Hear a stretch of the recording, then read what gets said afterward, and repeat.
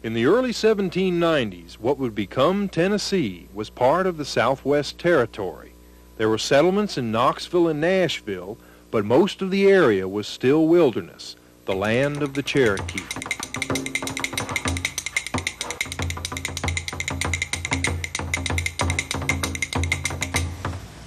In 1807, the state legislature met here in Kingstown and declared this little river town capital of Tennessee. Today it's known as Kingston, and it was capital for only one day.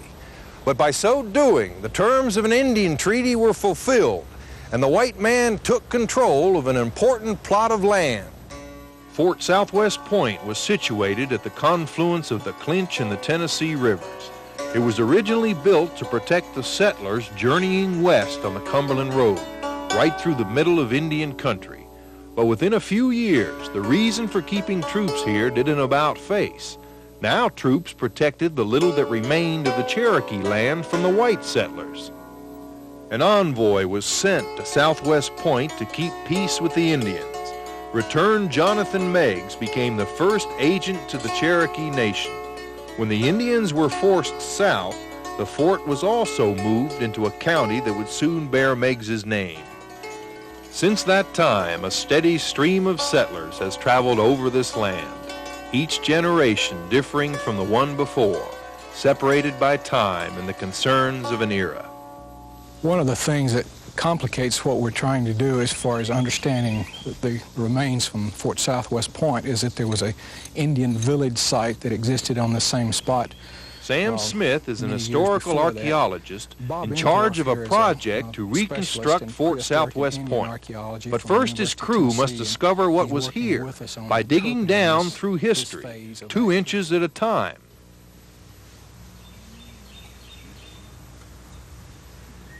It's possible that this might be a letter seal that would relate to Return Meigs, because he was the person doing most of the writing. Structure number 6. It was a barracks-type building.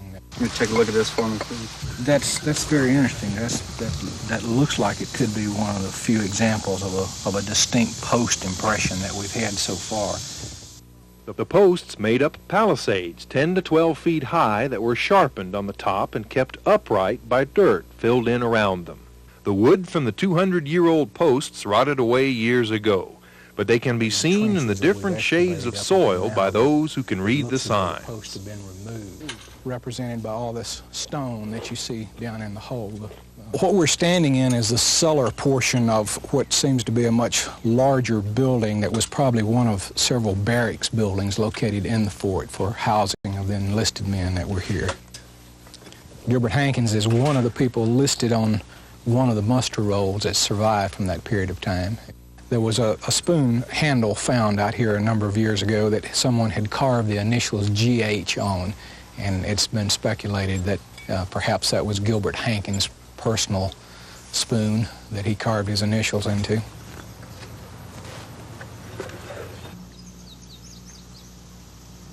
Slowly, pieces of our ancestors' lives emerge from the soil, clues to the passions and everyday concerns of a bygone people.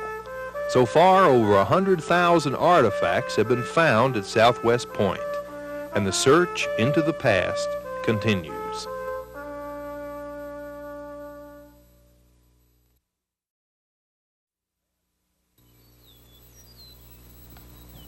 Over the past few years, we've chronicled the great diversity of life in the Smoky Mountains. But there's one species here we've never met before. They are found in greater numbers in the Smokies than in any other national park in the country. And they're here year-round. They are the North American tourists, and we'll meet them today on the Heartland Series. We've come here countless times, and every time they've been here. The grandeur and the spectacle of the Smokies, the grit and determination. We've been avoiding them long enough. The North American tourist is a migratory species. And if this was a horse, we'd have to shoot it. That's it. It travels in family groups, but adults will tell you they don't mind when their young can't make the trip. They arrive from the 4 corners of the nation, but one region seems to dominate. After 3 years, we finally got the chance to ask the question that burns in the hearts of all Tennesseans.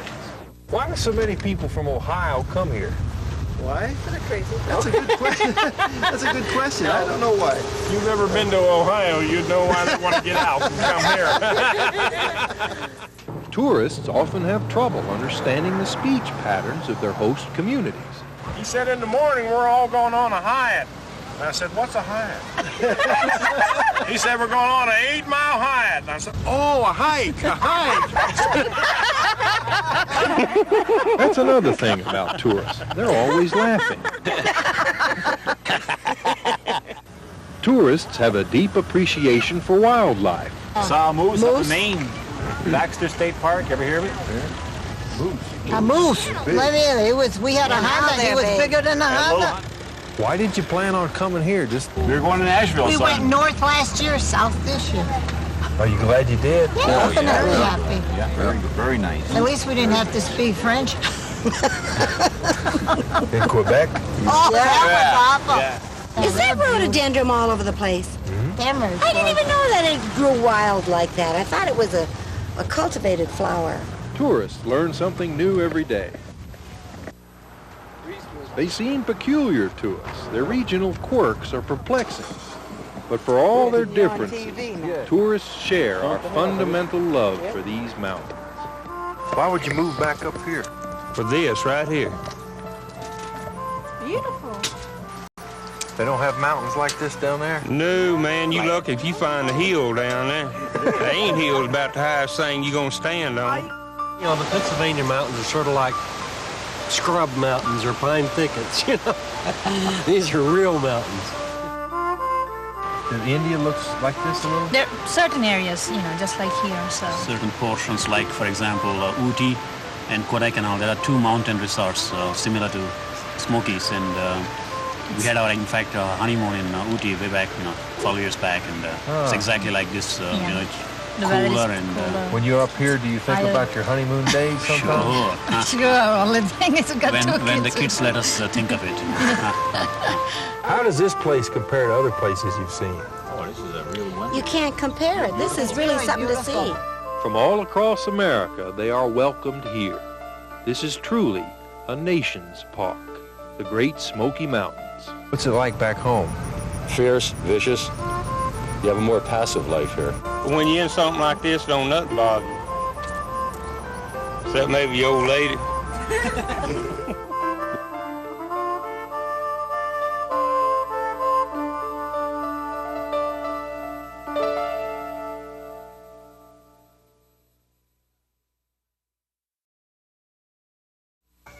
Yeah. It's Wednesday in this little corner of Union County. So Ralph Chesney and Jesse Butcher are heading for the woods. This is their day to weave baskets, and they've invited us along. We can look at this one if you like. This has flowered swell at the butt there. It looks like it would be awful tough there. There's some water sprouts on it. A tree becomes a basket through their craft, but it has to be the right tree. I believe we ought to leave that and grow. It make a nice piece of timber. Let's check some of these others. We'll look some more up here. Let's see if we can find one that maybe run with the grain. Now this one's leaning a little bit, Ralph. But it's out where the sun's getting to it. Let's go more here and open. Some of you might remember Jesse. He showed us his purple martin colony not too long ago. For Jesse, there was only one kind of basket, Appalachian split-ribbed white oak, the Cadillac of baskets. As far as he's concerned, its master is his partner, Ralph Chesney. You reckon that's right now? Is that where you want it? I believe it'll do. All right. Now hold it right there. In my opinion, Ralph, when he sets into making a basket, he tries to make a better basket every time he sits down. He's not interested in time. Time's not a factor as Ralph or me either as far as basket weaving is concerned. How old would you say the tree was, Ralph? Looks like it might be about 35, 40 years old. When you were 35 years old, I guess you had a lot of sap in you, too. More than I do now, I'm afraid.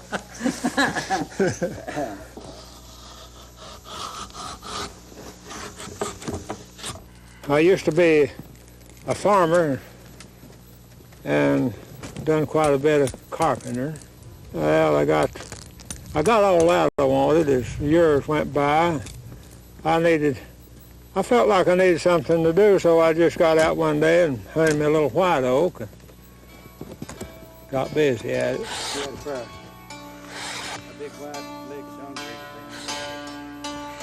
It takes patience, it takes time, and sometimes you could throw them down, kick them. It takes Ralph about 50 hours to make a basket.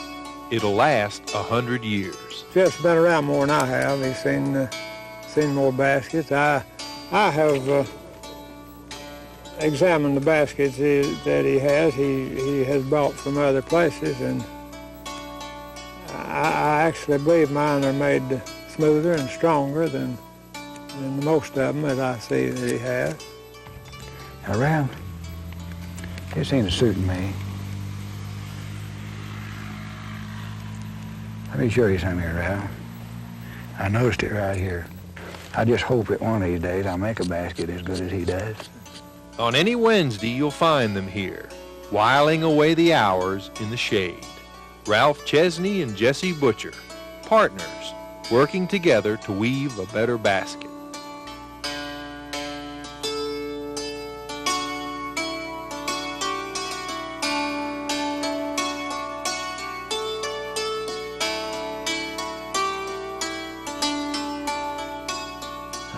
I bet this little white oak, when it woke up this morning, didn't know it'd be in a basket before sundown, did it?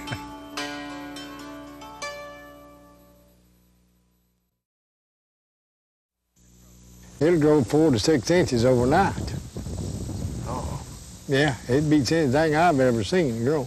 No, I don't know what you're talking about. Kudzu vine. That's that mile a minute? Mile a minute. Is that the mile a minute vine?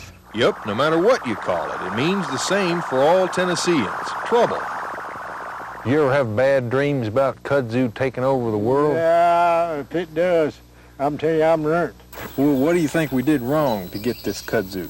I don't know, but it must have been bad. What's that big hump right there? That's an old tomato house. It used to be, huh? Used to be. Can you tell me something about it and what happened to it? Just grew over it. Covered it up. What's that big other lump and that far lump down there? That's a tree. The curse of the Southland. It's crawling roots, creeping like a tapeworm across our lands. One lady said that after a thunder shower, she watched kudzu shoot grow 10 inches in 15 minutes. It was brought from Japan during Depression times to restore a region devastated by erosion.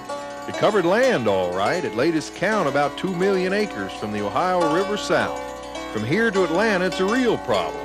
And from Granger County to the Great Smoky Mountains, we'll explore it today on the Heartland Series. Kudzu. It comes from Japan, where it's controlled by natural pests and through use by the Japanese people. The tips for greens, the stems for baskets, and the leaves for paper.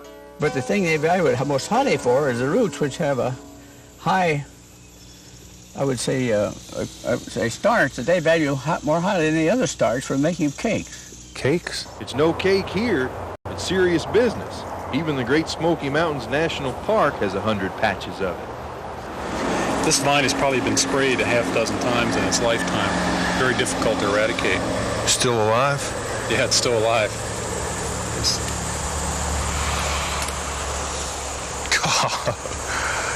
It's difficult to get enough herbicide on here where it will be drawn down into the root and kill the whole root. It'll kill part of the root, and then it'll keep growing from another portion.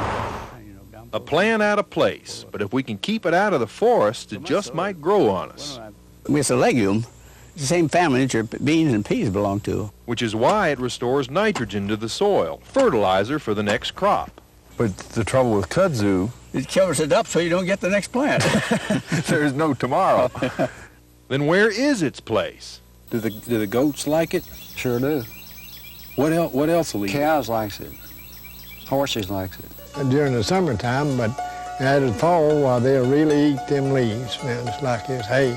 Could be the mighty kudzu is an answer to our lack of food for livestock. And I wonder today if we aren't missing a bet in not using it. Because it grows so fast, there ain't nothing to outgrow it. I never seen nothing that grows as fast as it grows. Oh, you can cut it down today and you'll be going back tomorrow. So you've got something to stay with you.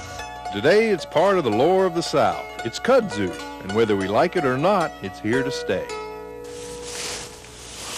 It's kind of ridiculous, though. There's something ridiculous about kudzu. How did we get in here, Dr. Sharp? You led the way, and now you lead the way out. I've been letting you lead here before because you knew where you wanted to go. And I'll lead this time. I'm not afraid to lead. Gosh, I've gone through much worse stuff than this in Mexico. Dr. Sharp? Dr. Sharp? Dr. Sharp? Dr. Sharp!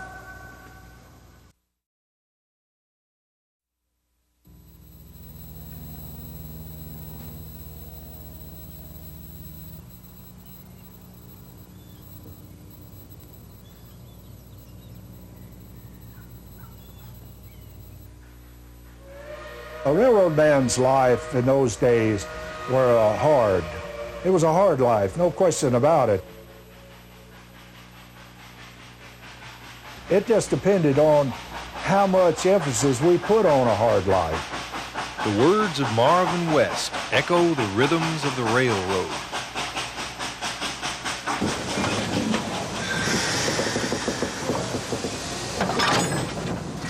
The engines were all steam. And the particular railroad that I worked on was all hand-fired. The only mechanism I had was a number 2 scoop. It was the golden age of steam, a world heading toward distant horizons under a canopy of smoke.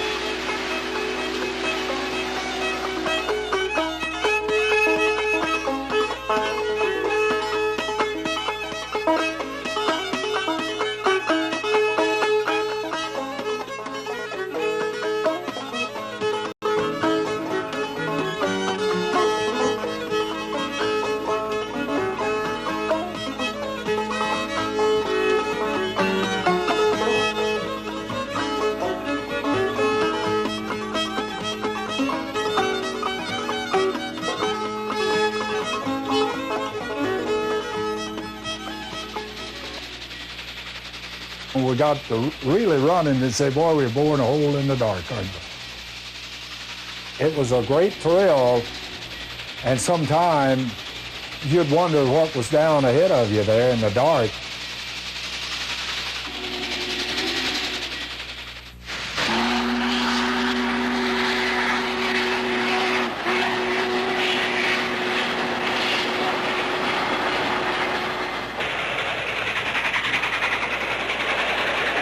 The thrill of the steam engine, the clatter of the stack, the exhaust of the stack, the steam whistle, all of that was taken away. It was like everything else new, you know. I'm sure we looked forward to it, but you wondered, will this thing really haul boxcars? Will it do the job that the old steam engines did?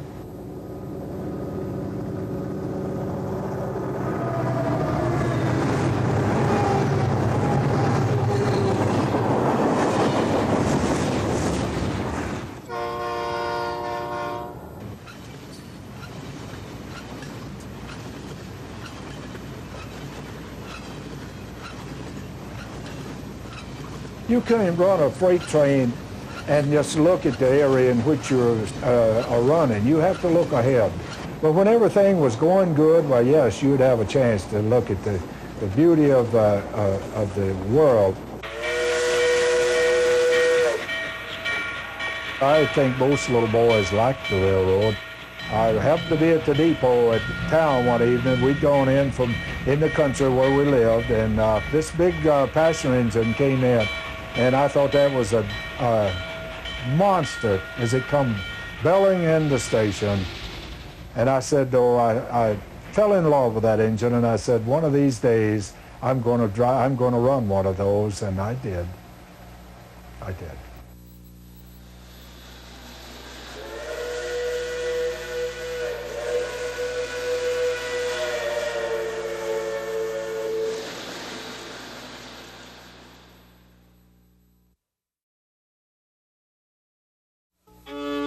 Known the world over as the Roman man of the Smoky Mountains, Wiley Oakley is best remembered for his wonderful stories of mountain life. Though he died in 1954, his stories live on in recordings and books. Today we present The Sheep Eye by Wiley Oakley. Still in my boyhood days as I grew up, my older brothers married off one by one and a sister. So I began to think it's time for me to look for a girl and get married. I would go around where the mountain people would be making sorghum molasses, and we would have a candy puller. This was lots of fun for the young people. The boys would pull candy with the girls, and they would make wishes. Now around here was a good place for a boy to spot him a girl. And when no one was looking, this was the time to cast sheep eyes at the girl he liked best when he'd found one. When the boy casted the sheep eye at the girl, if she loved him good enough, she would cast them back with a nice smile. This meant it was okay. You could go home with them or to church. But if the girl give you a sour look with plenty of frowns in her face, this meant you'd better call your dogs and go home, for the fox race was all over. But one day, I found one. I walked home with her many times, and finally she asked me to come on Saturday evening. And I dressed all up, and out on the trail I went that led to my girl's cabin. But as I drew near my girl's cabin at the appointed time, a little lass met me and said in plain English words, "Go away and stay until Dorothy sends word to come back again, for Dorothy has another beau tonight." And then I hung my head with a sad heart that seemed to beat no more. I thought to myself, this is one time I'd made a mistake in casting sheep eyes at this girl, and I was so afraid that Dorothy would tell all the other girls for miles around, and I would be ruined for life, and no other girl would ever go with me again. As the news would go out, Dorothy had broken my leg. This was the saying among the young people. When a girl had turned you down, she had broken your leg by kicking you on the leg. But Dorothy, in a way, was a very kind girl. She didn't tell the other girls. After a month had gone by, I was out in the mountains hunting, and on the way home I met Dorothy. And she stopped and began to talk to me and said she wanted to make up with me, and I could come back any time I wished to. But I told her, "I got a lot of girls up on the other side of the mountain." Well, later I decided to see if I couldn't find another girl. So one Sunday at a little church house, after service outside the house, I walked up to a very young girl and I asked if I could walk home with her. She didn't say a word, but up and give me a kick on my leg, and then she went on her way. So then I had another broke leg, as is the saying of the young people. Well, I decided I couldn't be outed, so I went and asked another girl if I could walk home with her, and she said yes, if I wished to. So right then and there, I found out there was more girls than one. And I found out this kicking business didn't amount to much at all. And I became independent as a hog on ice.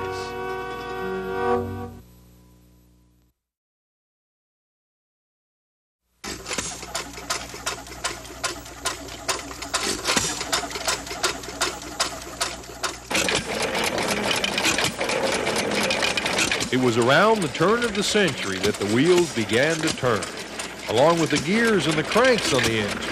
It was music to the ears of those that freed from the hardships of daily living.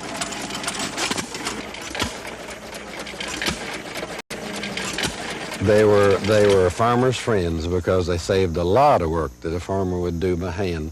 Lou Schaefer has heard the music of these motors most of his life. Lou says farmers had trouble with engines at first. They were used to working with living, breathing creatures that let them know if they needed food or water. There was no way to communicate with these contraptions, and many that only needed a new part or two fell by the wayside. This old engine came from up Luttrell in an area called Tater Valley. And it was in a barn that they kept chickens in. And when I saw it, you couldn't tell it was the engine because it was so covered with chicken manure you couldn't even tell what it was. They were the most basic of engines, performing the most basic of jobs. Well, this one is specifically designed to pump water. These were used in the 1920s, about 1920, along that time. Before that, most of the water pumping was done by hand or carrying it with a bucket from the spring. Most folks couldn't afford an engine in the early 1900s. The people of the community had always bonded together in a show of strength, united by muscle and sweat for barn raisings and gathering in the harvest. Now they shared a new technology. This engine is what they call a stationary portable engine, and it was made so that you hooked a team of horses to it. Right up here. And a driver set up here to drive it from farm to farm. It could be used to saw wood, grind grain, any heavy farm duties. Now, for instance, so far as horses are concerned, it would pull a molasses mill. It would crush the cane so that you get the juice out of it. The mule was too slow. These were a lot faster. Do you have to talk to that thing? Sometimes talk to it, kick it.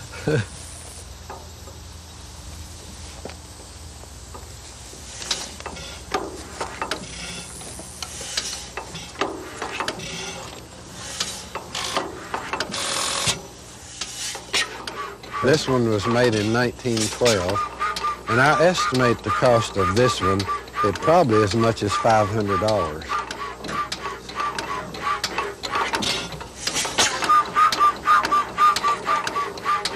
And like most work-saving inventions, this engine had more than one practical feature.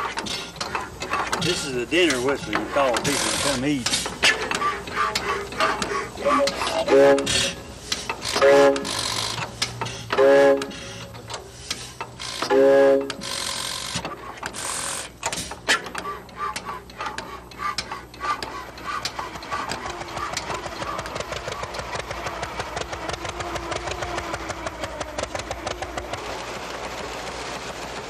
A wedge was driven between neighbors when engines became affordable on the farm, the tractor.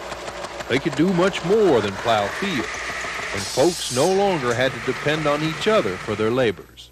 Today, the power so badly needed on the farm is silent, invisible, and ready at our fingertips. But Lou will never forget the role the farm engine played and the rhythm in its song of progress.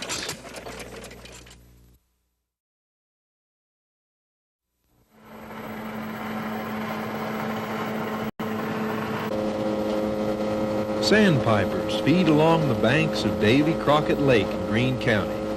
Its shallow waters are host to a wide assortment of waterfowl. Species like the wood duck and the giant Canada goose are here year-round. Both are nesting now. With the help of Ed Beddoe, a waterfowl biologist for TVA, we hope to find some nesting birds and follow their progress during the year. Let me get that net. Wood ducks like to nest in hollow trees, but these are rare, so wood duck boxes have taken their place. Our search for a nesting wood duck begins here. There's nothing in it. Looks like a squirrel's been using it. Nesting hornets chase us away, one of the perils of checking for wood ducks. Only 1 out of 3 boxes have ducks. With 125 boxes on the lake, we could be in for a long afternoon. There's someone home, but she's not who we expected. Not a waterfowl, but an added bonus. It's a red-faced screech owl. Got eggs. Okay, I'm gonna bring him down. You take the screech owl and hold one of his legs out, and I'll put the band on him. But when they sleep, it's just about like a hibernation, huh? Oh, no, it's just like you going to bed at night and sleep, and he just sleeps during the daytime, and he hunts at night. What's that going to tell you? Okay, we can study his movements, and maybe if we determine how long he lives. Will he come back to the same box every year? Does he use different boxes? Put her back in the box before she wakes up.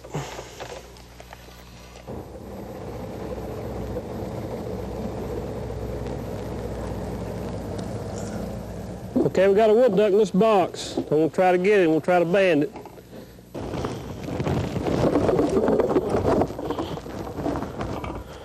Got her. She's got about 15 eggs in here. 15 eggs? A bunch of eggs. Okay, you want to try to band it while I hold her? Near the turn of the century, wood ducks nearly became extinct because their habitats were being destroyed. Wood duck boxes and careful management have helped to change that. She's laid 15 eggs. Oh, there's a pie. I don't know, it looks like there's at least 15 in there.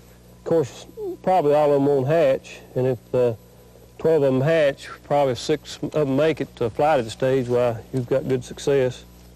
She's probably going to leave the box when we put her back in there, but she'll come back. Oh. She messed on your boat. That's another peril of checking for wood ducks. We're off to look for another species. We won't be needing our ladder for this one. Giant Canada geese nest on the ground. She's right in that little clump of trees, on the top of that little highest point, I think.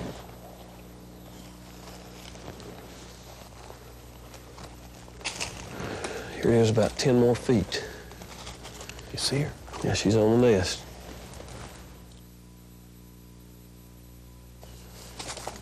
She'll come back to the nest once we leave. We need to make our study quickly so she can get back to her job. This is late in the season for geese to be nesting. Probably might be the first year, more than likely. They mate for life? Yeah, they will mate for life.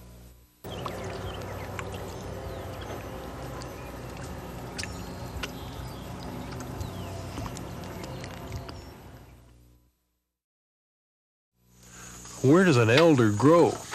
Well, mostly along damp places, along streams or highways, you know, close to roadways where it's not too grown up, you know, where it's a little bit open.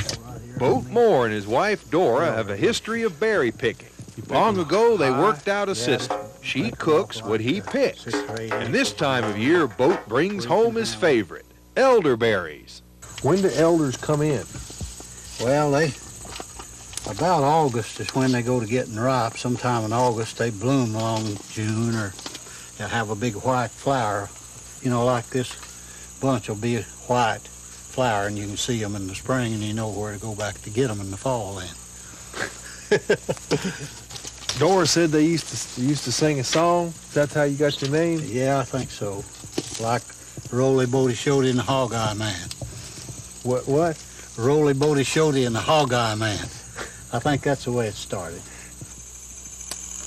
Are these poisonous, you think? I don't know if they are or not. The jelly's not poison, but I don't know about the berries before they're cooked. I wouldn't want to eat them.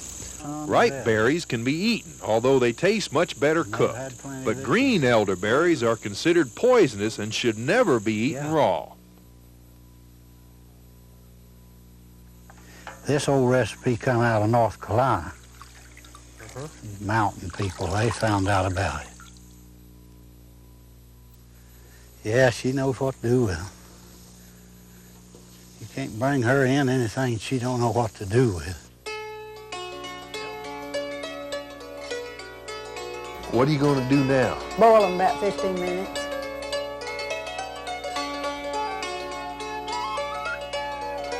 Is there just a moment of truth that you have to get that off there?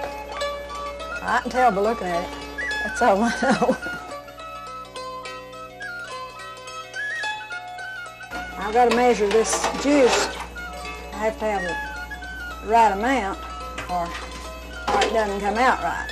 Dora adds a powder to make the juice gel, along with some lemon juice. See how the spoon's covered?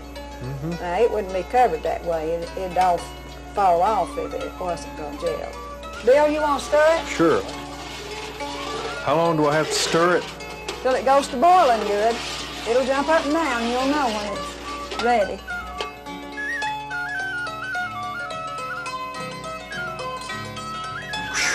Get tired of stirring. Well, you don't have to stir it that hard. Let me show you something. Look how pretty this is. Look at that. I like to look at that good color. Now, what happens with this bowl here? Boat gets it.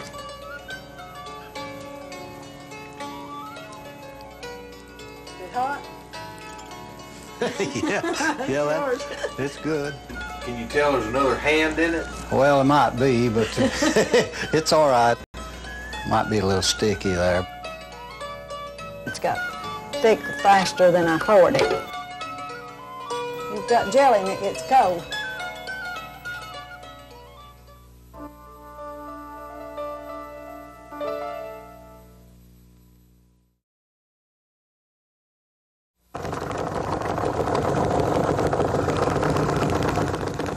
He has the soul of a coyote and the cunning of a fox. Put him back in time 100 years and he'd hardly notice the change. We first met him a few years ago. It was winter then, and he showed us what it meant to be a trapper. The seasons change, but not the man. It's summer now on Watts Bar Lake, and Roscoe Stinnett is seeking a different quarry. Oh, it smells good, Roscoe. Good and fishy. It's called a bait line. Roscoe hopes that the shad minnow, 75 to a box, will attract his game. Catfish, mostly blue. Roscoe is a commercial fisherman. At 72, he no longer needs a license, just plenty of line. I just take one and you'll be messed up. It's a one-man job, isn't it? Yeah, it's a one-man job. Hey, ain't much you can do, just watch. That you want to try this. No, I'd mess that box up for sure. Fish, you got to hunt them, they don't hunt you. You got to get where they're at, you can't catch them where they ain't. You think we'll catch a fish? Sure. I already feel them biting. I won't sleep in at night if it pulling this hard.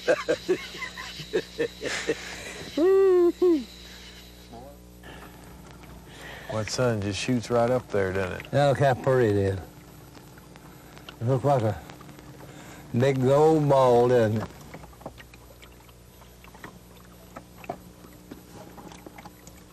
There's a fish. What is that? About, blue cat. About 5 pounds? Yeah, 4 or 5 pounder. How come you don't put any water in your live well? Water will kill them. Oh. Water's the worst thing in the world on a fish. Worst thing in the world, they live in it. I know, but you put them in something else, though. If it don't run in and out pretty good, why, it'll kill them. Roscoe once hauled 6,000 pounds of catfish a week, which were served on tables across the country. Today, he gives much of his catch away. That ain't big enough to eat. Nah. There's a bigger one out here somewhere. You know, my grandfather never whipped me but once. Do you know what he whipped me for? Well, I said, wait a minute. He told me to go get him a fresh bucket of water. We was cutting wheat, and I said, wait a minute. That's all I had to say. Holy moly. The one he got off. Oh, the one that got away. Don't ever worry about the one that get away. You always know there's some out here. That's what I like about that. Don't never get mad if one gets away. I don't ever think nothing about it. He's just gone. Don't worry about one little old fish.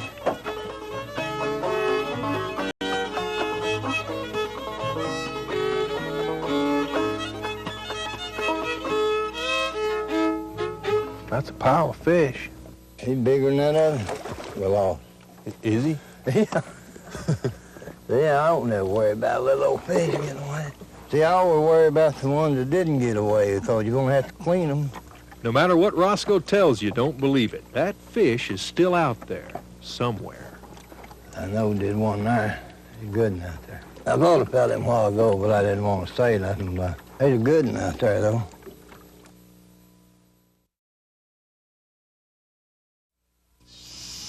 It happened just this time of year when Hey, boys, put those watermelons down. the watermelon season was on.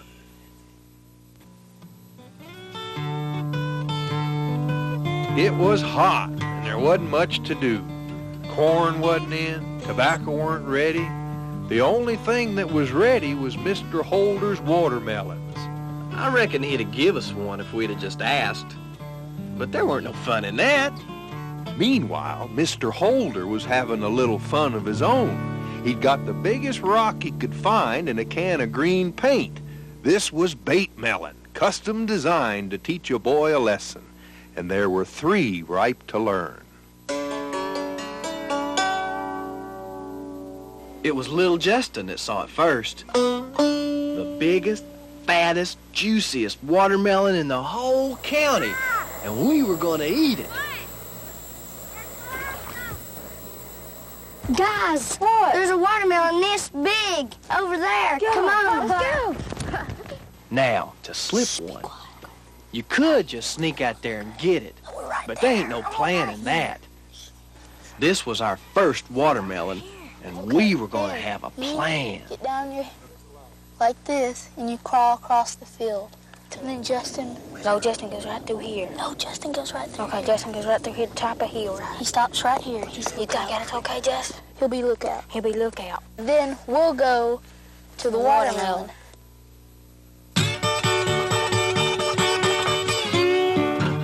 So about dusky dark, here we come, creeping round. We were the wildest looking bunch of melon snatchers. We were ready.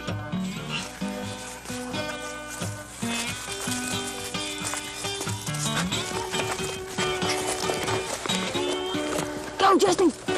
Come on.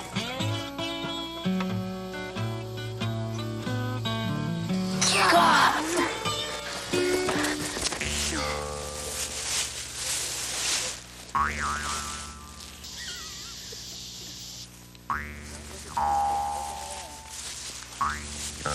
Justin's got it easy.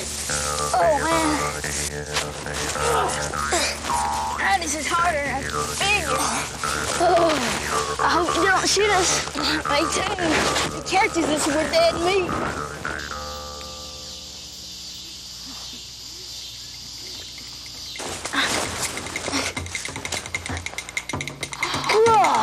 It was turn. Let's go get it. Ready, go. We yanked and lifted and pulled and kept doing it, but we just couldn't budge it. Give up. 1, 2, 3. There was something just not right about that watermelon. But by then it was too late, because if I'd have seen a devil, I wouldn't have been more scared. There he stood, like a giant, 10 feet tall. But Mr. Holder didn't kill us dead right there. Instead, he gave us a slice of the coldest, juiciest watermelon and made us promise to come see him if we ever needed another. So on a soft summer evening, 3 boys learned a rock-hard lesson, and they ain't slipped a melon or anything since.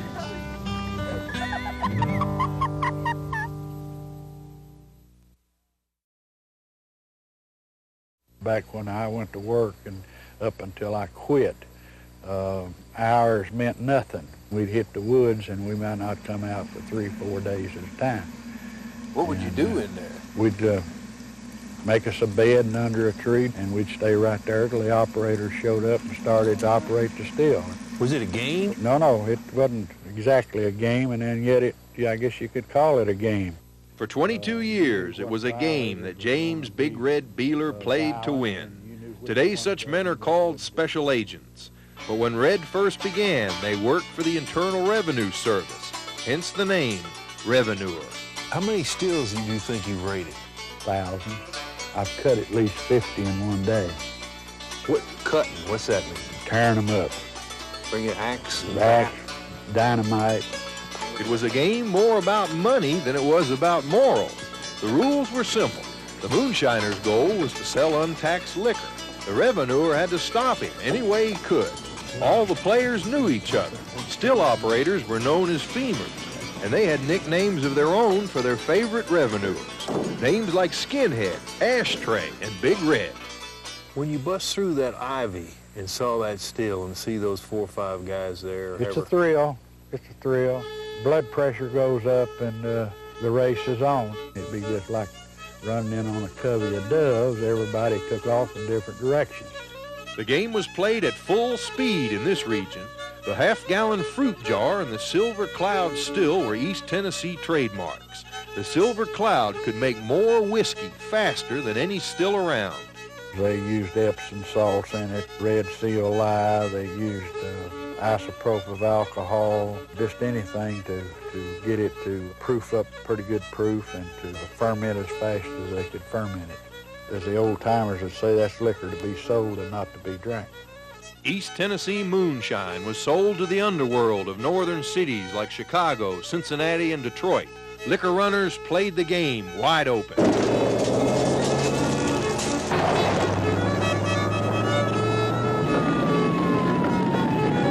They didn't make any of the liquor. They didn't do anything but haul. Some of them could hit a ditch line and ride it for 30 or 40 yards, come out of that ditch and go right on down the road. Roadblock still sitting there, hadn't even got their motors started yet. The notorious Thunder Road of legend and song ran through Knoxville out on Kingston Pike. But the real Thunder Road was from Tallsby to Middleburg.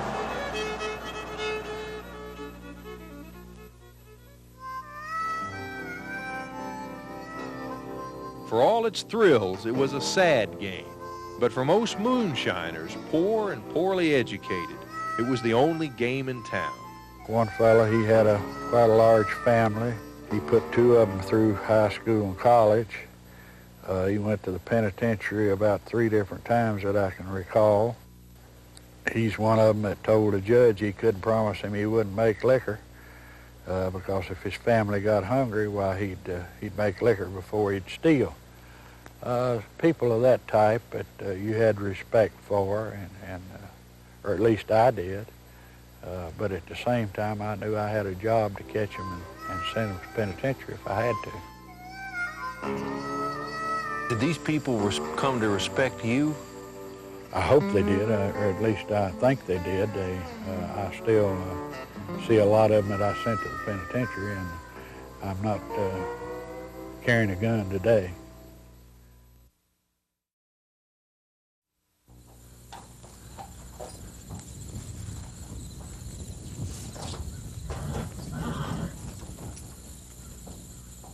This is Muddy Pond, a Mennonite settlement near Crossville. The people here are new Tennesseans, living a lifestyle that was ours a century ago. Their values remain constant, just like the years that continue to pass by unchanged. The religion dates back to the 14th century, when Mennonites began to separate themselves from worldly affairs. They were mistreated because of their beliefs, and thousands came to America. Here they speak their own language, a mixture of European tongues, to shield themselves from the modern world.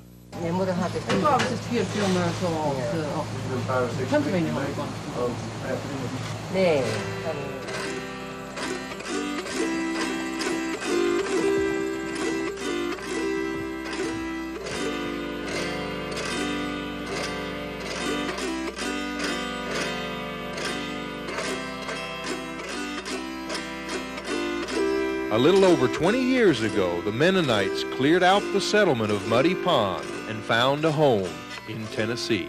I fit in pretty good, I guess, with them. I've become a hillbilly. Pretty much so. But, well, we started off pretty much pioneering here. It was very growed up when we got here. You cleared the land? Yeah, we cleared the land. Most of it was axes and crosscut saws. Though they may look different, the Mennonites cling to the land in a way we understand. A kinship has grown.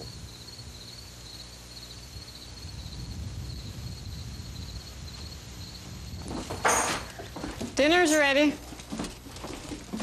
Where should I put it? Here. Okay. Eat like this every day? Just about. Help yourself. Aaron Bowman and his brother Amos worked together here at Muddy Pond making harnesses. They started using electricity a while back, although traditional Mennonites don't, or drive tractors or cars. The Bowmans may appear modern by Mennonite standards, but their way of making a living is based on the old ways. Their livelihood depends on the horse, just as much as traditional Mennonites who use them to plow fields and grind cane for molasses. It's truly a handiwork, for Aaron and Amos must know the feel of good leather. Yeah, that's comes out of the belly, and the leather is a lot more stretchy in there.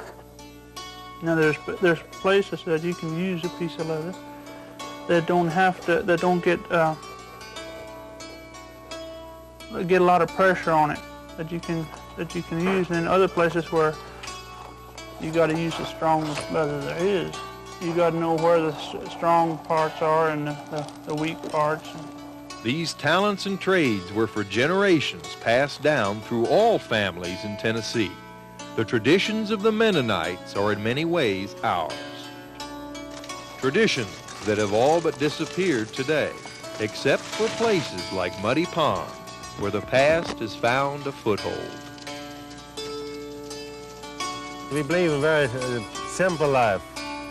We go through this world once, you know, and we just live for the Lord and do things honest and the truth, and things that have value in this life.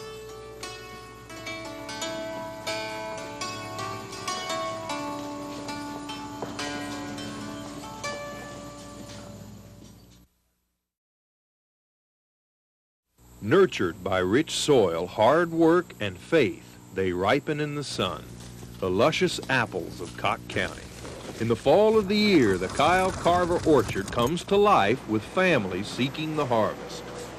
In 1942, this land was a cornfield.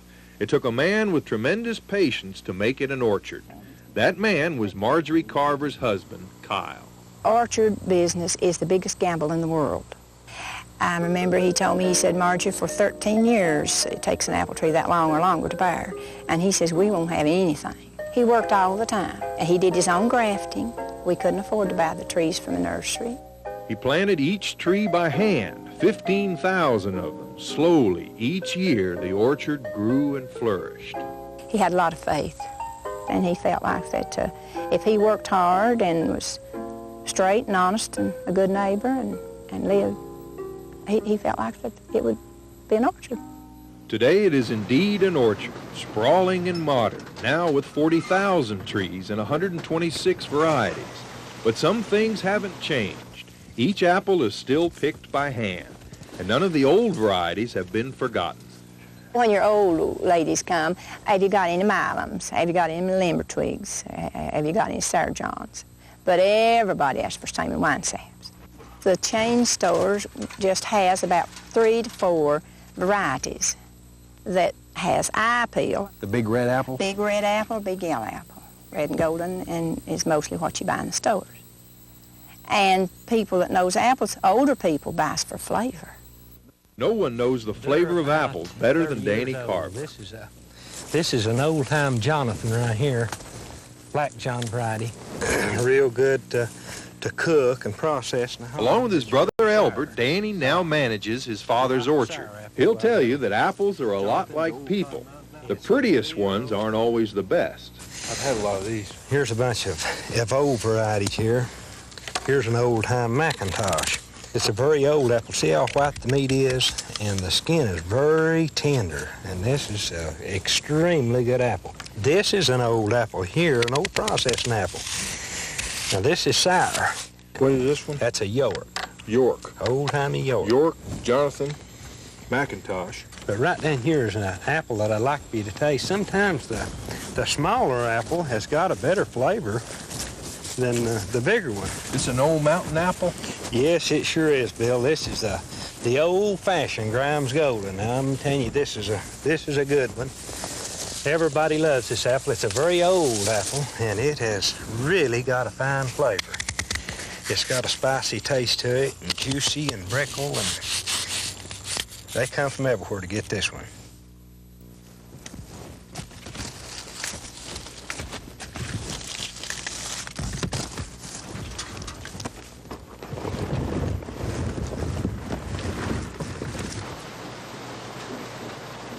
You can't tell it when you visit, but dry weather has made this the worst season at the Kyle Carver orchard. This year has been a true test of faith. You can plant a flower and it's a one-year thing, but a tree is not a one-year thing, and it takes more faith.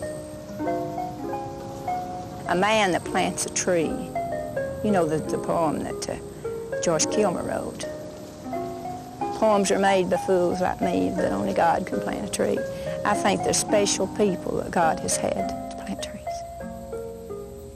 It takes a certain special person.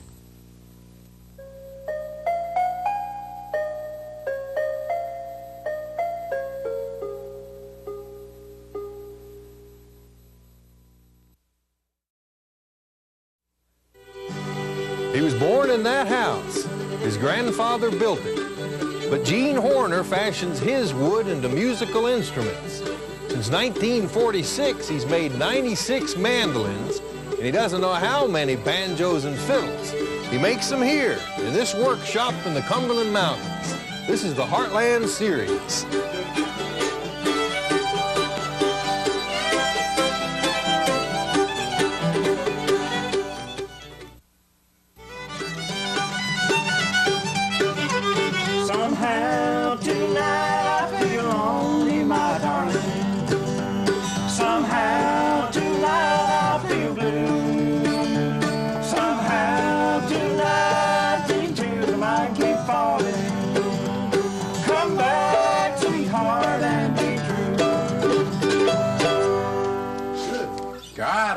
Did he make that? Yes, Gene Horner made that. That is a good fiddle. Gene made me a mandolin about 3 or 4 years ago, and these 4 positions you see here, he put his eye teeth. He had his teeth pulled a few years back, and he put his eye teeth in, but he came up with a sale. The guy up in Virginia wanted it real badly, so we sold him the mandolin. Gene made me another one. I don't have his eye teeth anymore.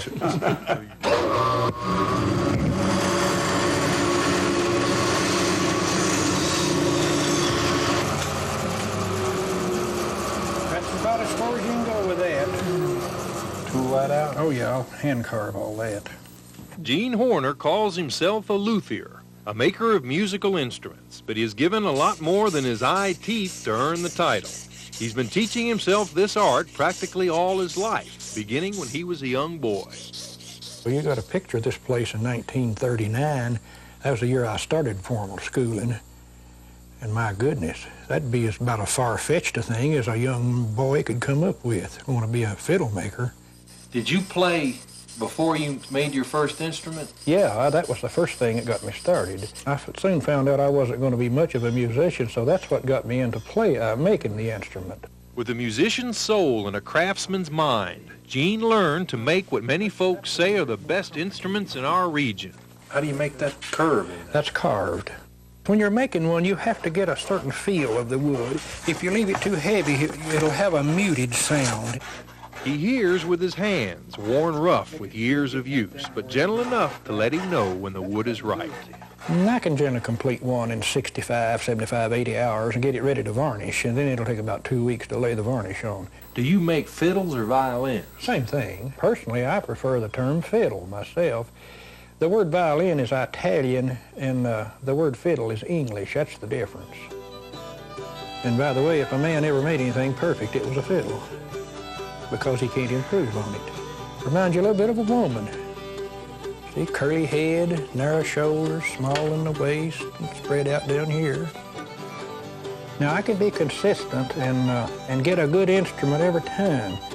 Especially in fiddles, though, about 1 out of 10 will be an outstanding instrument. While all of them are good, they just don't have that final thing that I'm looking for. Gene Horner is as self-made and fine-tuned as one of his fiddles. A person who didn't have to move away from home to realize his dreams. His journeys were inward, perfecting a talent here in his workshop, fulfilling his life's passion in the shadow of the house where he was born.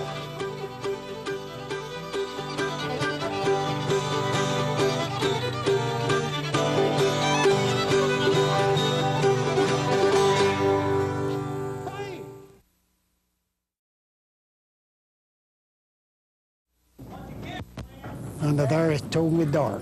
Everything's black. And when you get to where you can see daylight coming out, it gives you a feeling that you don't have words to explain. Is that where you developed your appreciation for beauty and light? If that don't make you appreciate it, nothing wouldn't. After 44 years in the darkness of the coal mines, Luther Keith climbed out to begin working with color and light, with flowers. Zinnias, that's an old timer. Things that grow in the sun, and woods of different shades. Why do you work in wood now? Why do you turn lathe? I like to do it. I like to watch that piece develop. You got to have imagination to see what's coming. You got to look at what you got, look at what you want, and make what you want out of what you got. What kind of wood is this? I've got sycamore and wild cherry. That gives you where you started from, and this is where you went to, huh? That's what you come out with. Where did you get the idea for this? Just imagination. With that imagination, Luther has created thousands of goblets, dishes, and bowls. His first piece was just a footstool, but it was unique. It's made to fit. Now, one place that stool fit my leg, and it wouldn't feel good to yours, but you turn it around and you find a place on it that you can lay your, you can lay your foot up on it and it'll feel comfortable.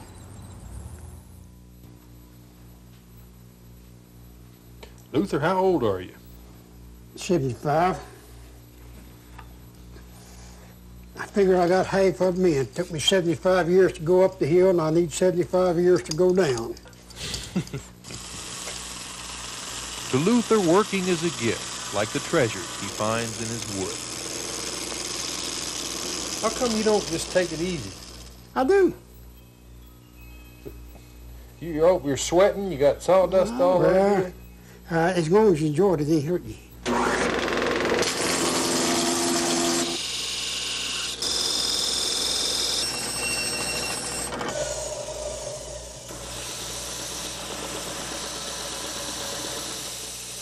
That's it?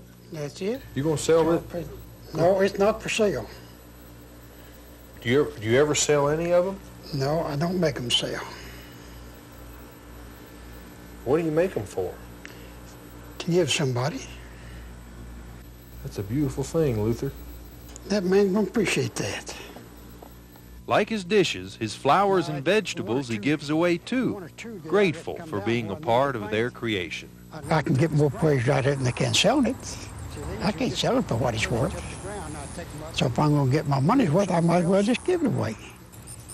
This man come a week before last and brought his two little boys to get grapes. I gave them grapes before and their mother made jelly.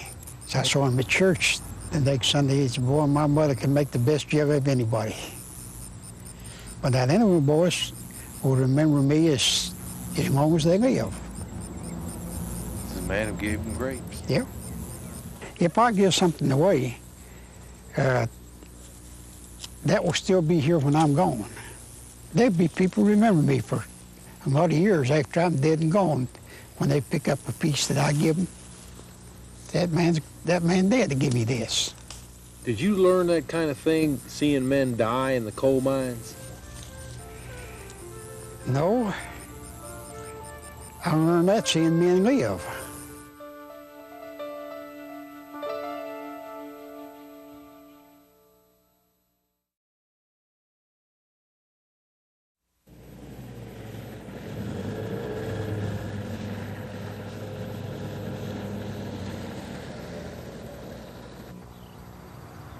Earlier this year, we paid a visit to some expectant parents.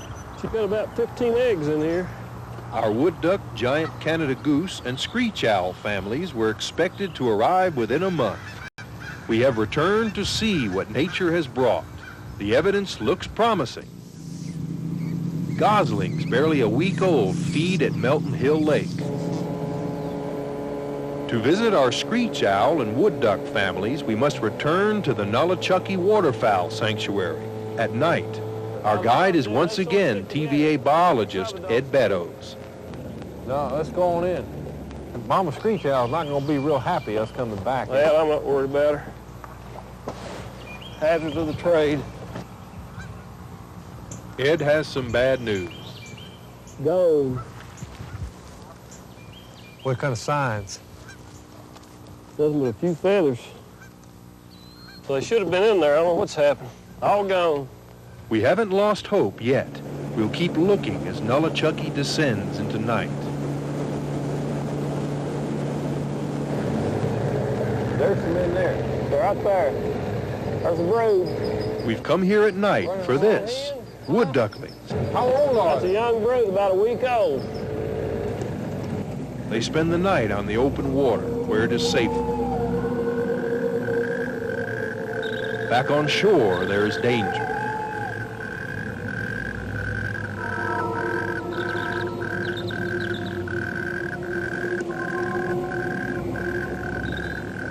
A lonesome muskrat on night patrol searches for a meal. We decide to give the screech owl one last chance.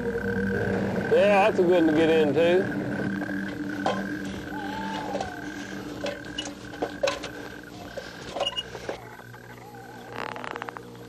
What do you see? Okay, we've had some screech owl use on this box. But all that remains is a rabbit's leg, part of a meal, abandoned. It's the closest we'll get to a screech owl tonight.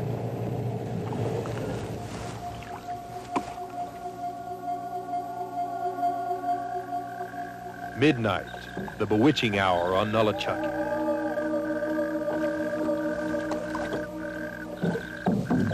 The joint is jumping. Our lights reflect tiny shad, exposing their nighttime gymnastics.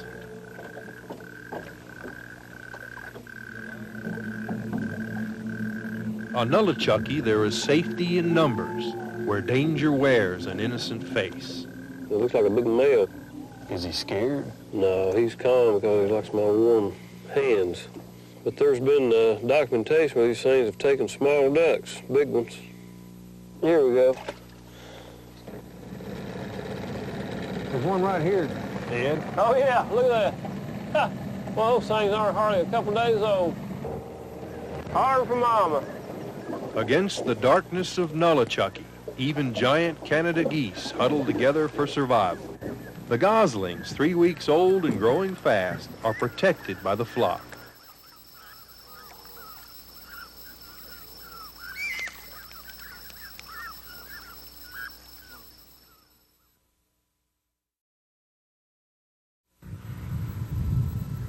Superstitious country folks will buy anything when they're scared. And since it was Halloween, I was on a roll. Speaking of rolls, my wallet was full. I could have called it a day and gone back to Cincinnati. And now I wish I had. But I wasn't about to quit. The house looked pretty run down. I wouldn't break any sales records here, but I was more than willing to take what little money they had. A young lady came to the door. I offered her my card and a complimentary gift. You have to give a little to get, was my motto. And when she took the shoehorn, boy, if her hands weren't cold as icicles. That wasn't all. She looked awful, like she hadn't slept in weeks. Could you blame her? Who could sleep in such a creepy house? What a mess. But I had just what she needed. She'd have that place cleaned up in no time. So where's the rest of your family? Oh, they're around. She was a happy child, but dreadfully pale. Here, try some of this on. You don't get much sun, do you? She said that her parents never let her out of the house. Maybe if you did a little housework. There's a Halloween party in town tonight. They won't let me go. They're afraid something might happen. She was a talker, like she hadn't spoken to a living soul in years. This is my father's Victrola. Beautiful, isn't it? Maybe he'd like some records. No, he only plays one song. He says he plays it for me. Come, there's more. She led me all through that old house, but I avoided those ice-cold hands. I have some mighty fine mittens here. She showed me her mother's spinning wheel. Maybe she could use some wool? She has all she needs. She spends for hours each day, staring out the window, waiting. For who? Miss? Miss? Miss? Miss? Hello? It starts playing at the strangest times. It must have a loose spring. You're just like my parents, afraid of everything. She said she was just dying to get away from all of us, and that she'd sneak out to that party that instant if she only had something warm to wear. This one? Sure. The house grew darn chilly as I showed her my fall line. She found what she wanted, and she seemed about as happy as a sickly young woman could be, and I was even happier because I finally had my sail and I was out of that awful house. Well, that was the toughest sail I ever made. Up there. Not that house. You didn't make any sail at that house. It was then that he told me about the spirits of a young woman and her parents who still haunt that house. Her parents died of grief 15 years ago after she was killed from a fall off her horse on the way home from a Halloween party. Was she wearing a white shawl? No, she wasn't wearing a white shawl. Was she carrying a shoehorn? A shoehorn? Did you notice anything strange about her? Oh, one thing. There was one thing that we never could explain. What's that? Why she was carrying this. My wallet. I knew she was a ghost, but I never figured her for a thief. I knew right then that I was safer back in Ohio, and that if these country folks had any sense, they'd follow me. Boy, this is going to be hard to explain back to the home office. Sheesh, taken by a ghost, 70, 80 bucks down the drain. It was 1840 when Tennessee led the nation in corn production. And for the next century, the yield continued to shoot upward. From it, we feed our livestock and ourselves. Cornbread, hoe cake, roasting ears, grits. We earned the title Hog and Hominy State. And it's the making of hominy we'll learn about today on the Heartland Series. Right in here, some pretty nice stuff right here. We don't need much, do we? Oh, no, we just need a few years to make us some hominy. Right there's a good year. Them that good years right there. That'll make some awful good hominy, that will. We first met Kelly Lewis and his wife Oma a year ago last spring, when Oma showed us how to make apple butter. But now it's fall, the corn has dried on the stalk, and Oma is ready to cook up her yearly batch of hominy. Yeah. Here's your corn to make your hominy. Okay, I'm ready and waiting. Get her ready to go on. Okay, then. I'm kind of hungry. I'll be back in a little while. I'll see you then. If I need you, holler. Bill, Okay. you can pull your coat off and get over here in the corner and sit down and get out of my way.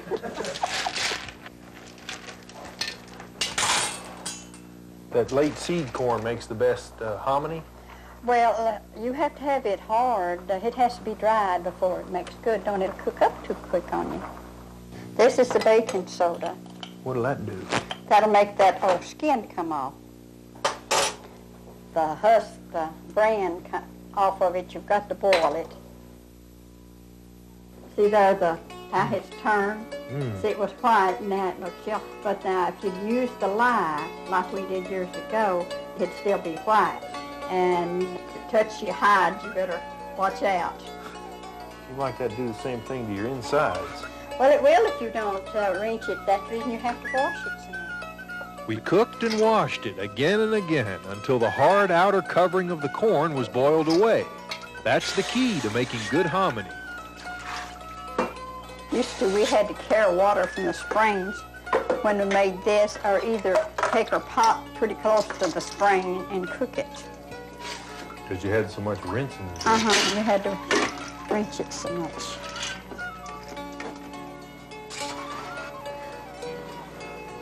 All the husk and stuff is off in that now.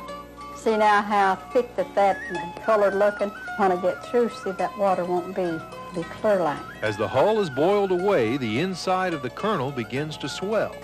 See the size now, how much larger than it gets? And more than once while cooking, Oma has to move the batch to a bigger kettle.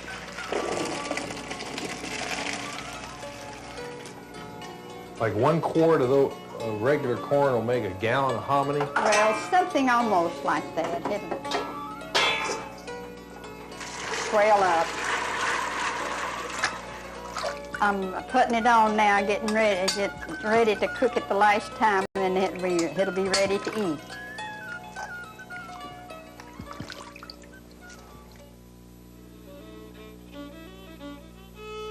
It has always been a staple food in Tennessee for one reason.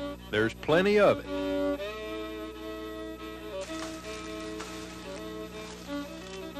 It's a symbol of fall, harvest, and Thanksgiving.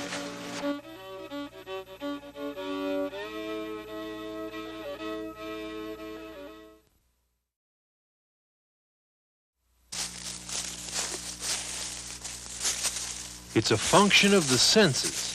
After a time, an instinct. But there's only a few who can still read the signs of the forest and practice the lost art of tracking. My uncle and my grandpa, they was 2 old-timers. They loved the mountains. They were good trackers. They learned me how to track. And it was in the Great Smoky Mountains where J.R. Buchanan uncovered this Indian art of necessity. Today, the laws of nature are used to enforce the laws of society. For signs, even when pointed out, aren't easy for us to see after years of city living. The bars will pull with you as you come through, straight on through. Then way on out there, and then he's about slight to the right. This sure has been stepped on, mowed. It came right through here.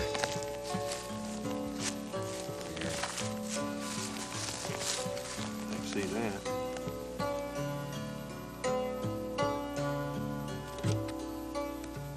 It is an art of feeling and sensing, of understanding the order of the forest and what lies therein. Have you ever seen a panther track? Yeah, I've seen the tracks and also the panthers.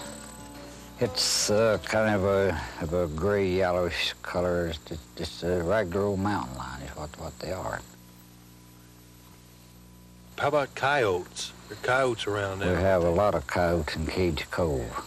At least 3 packs that we know of in the cove, and they run in packs from 20 to 30 in a pack.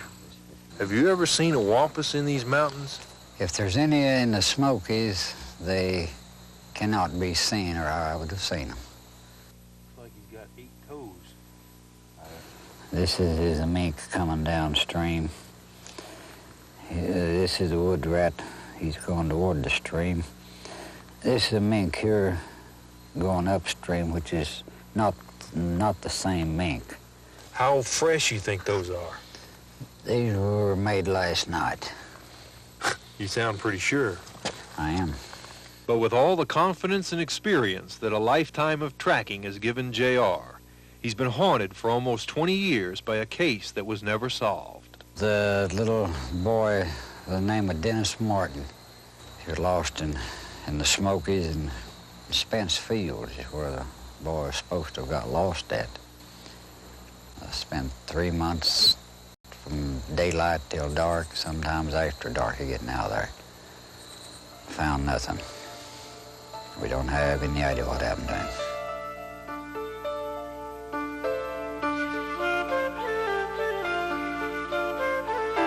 Few of us realize the contradictions of nature's gentleness and cruelty more than J.R. Buchanan.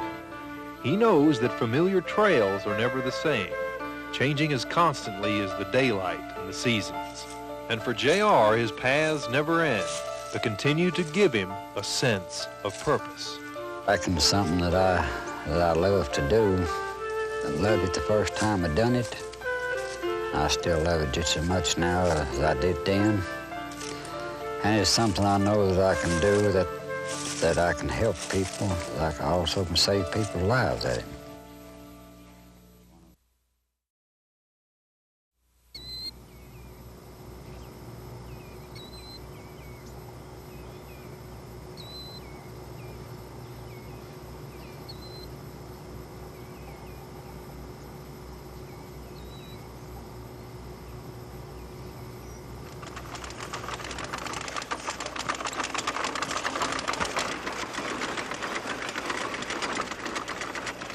I don't know if there's any corner or not.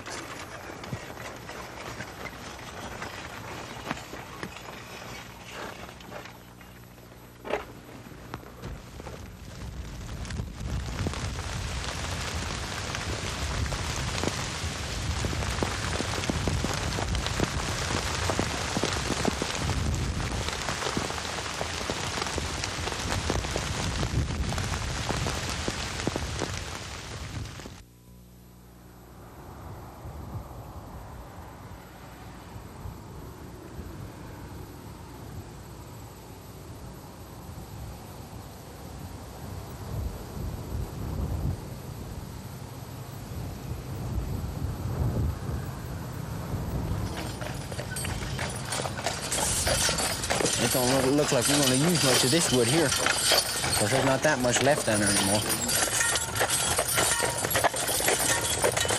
Down here is part of the little wild goat. How many more of them?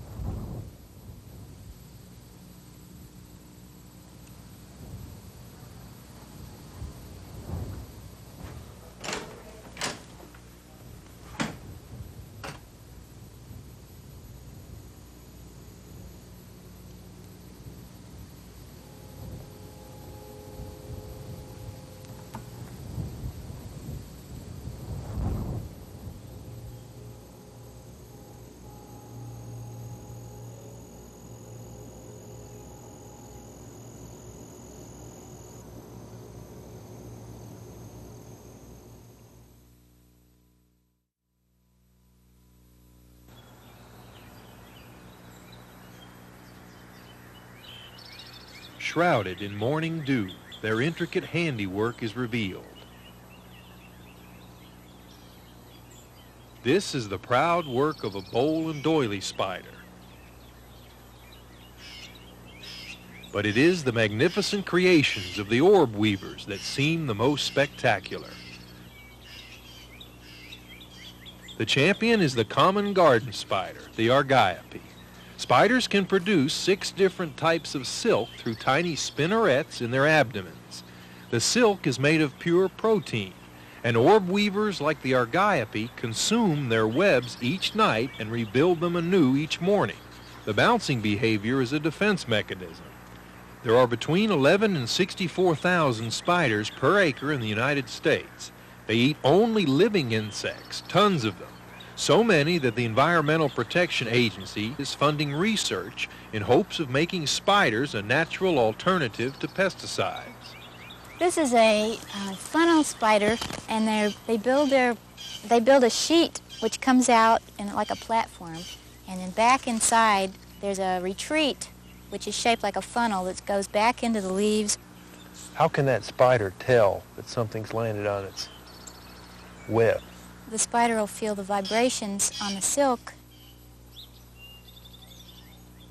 Spiders are called sit and wait predators, and they, instead of expending a lot of energy in the chase, they can sit and wait, and then they pounce. They use less energy that way. The focus of Leslie's work is not on adult spiders, however, but on their young. And it's in autumn, a season steeped in death and decay, that the spider world teems with new life. Is that an orb weaver? This is an orb weaver. Towards the end of the summer, she'll lay a batch of eggs. There may be as many as 200 eggs in there. I have an egg sac that's hatched in this little bottle. Those little dots are babies. The babies come out of the egg sac and will spin a communal web and live together on that communal web. I'm looking at what happens to these babies after they hatch. In other words, I'm looking at how they get from their place of birth and how they spread out all over. To study how spiders travel, each day Leslie climbs this 150-foot Department of Energy tower near Oak Ridge.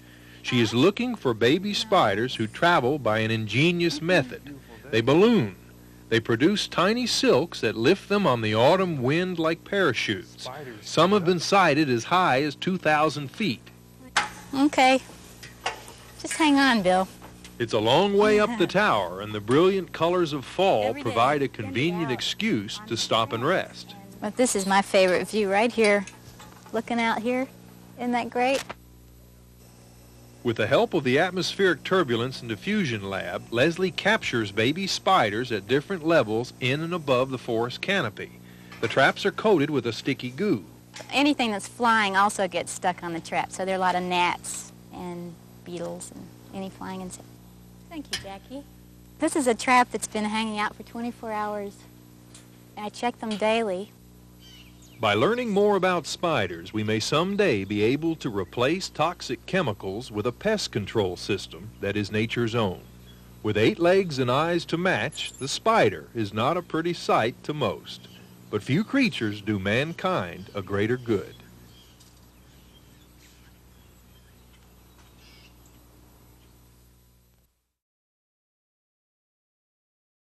He's roamed the nearby mountains for almost half a century.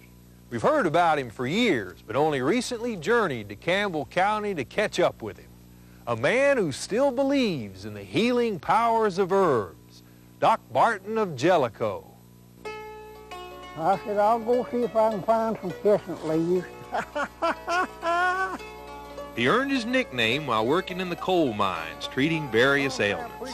He didn't have time then to ramble far for his medicines, and some of the most common herbs are still his favorites. What's yellow root good for? Well, it's stomach medicine, kidney medicine, and healing. Oh, that's the healing stuff it was.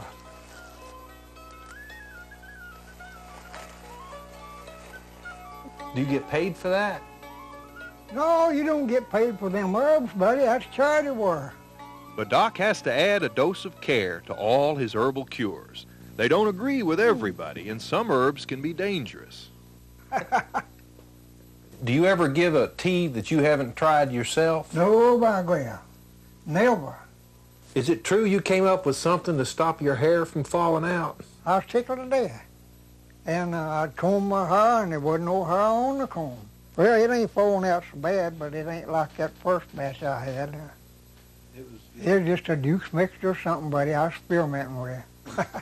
What's good for diarrhea? Buddy, there ain't nothing on earth that beats them sweet gum leaves. How about the bellyache? Well, that yellow root tea, buddy. Athlete's foot. Well, I've had success with this here rub-on marcolosi. Never have no toe eats no more. It's the same thing, you know. What's in that? Slippery elm and that wild touch-me-not and alcohol, maybe some yellow root, and that's it. What's good for a nosebleed? Lay your finger right there under your nose and just bear down. Doc says he has lots of satisfied customers, but sometimes the herbs just ain't good enough. What about that salve that you gave for that man's mule? Oh, by grab. You want to mention that compound, do you? Next time I was up there, I said, you put that salve on that mule here? Yeah, and the mule dead.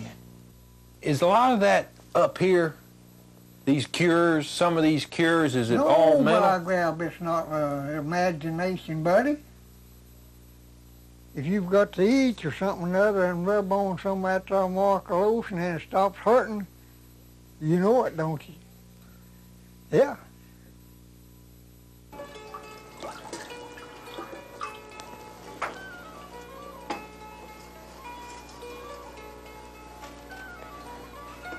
Who's to say how much good herbs do?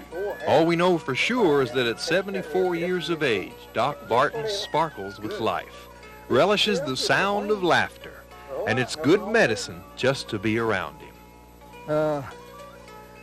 And another one of my buddies, there hadn't been a baby at his house in 12 years.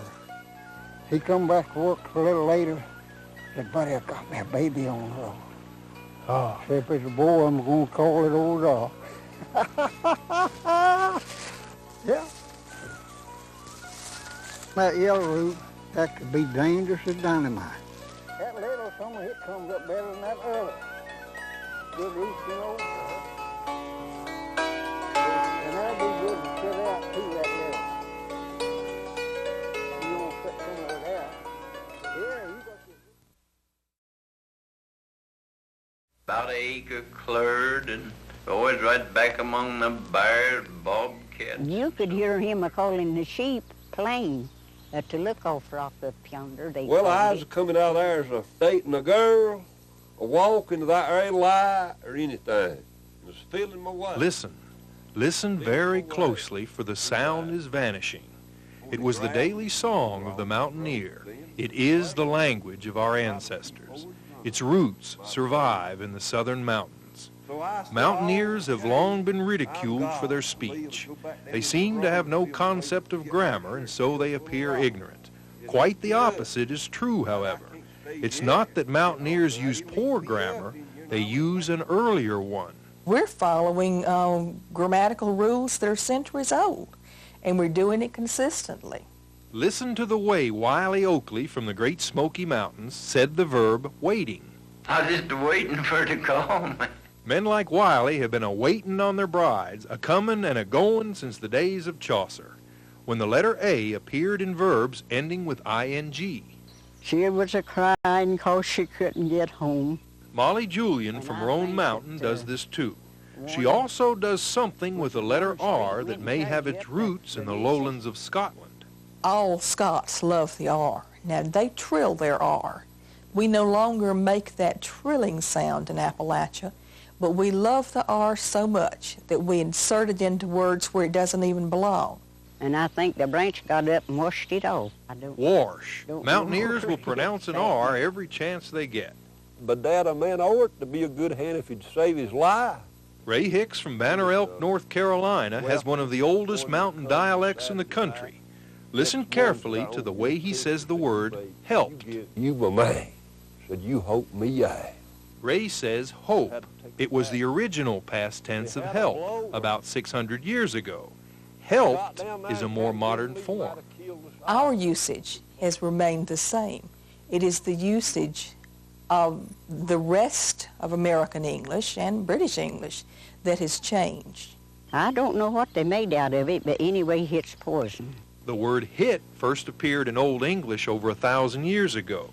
The H has been lost through the years, but you can still find it in the mountains. Yeah, it's ready to wash. So it got down here at the old May's store. You ever see the head? Why do these old forms still exist in mountain speech? Because our ancestors were storytellers, and in the isolation of the mountains, the sound of the spoken word was treasured.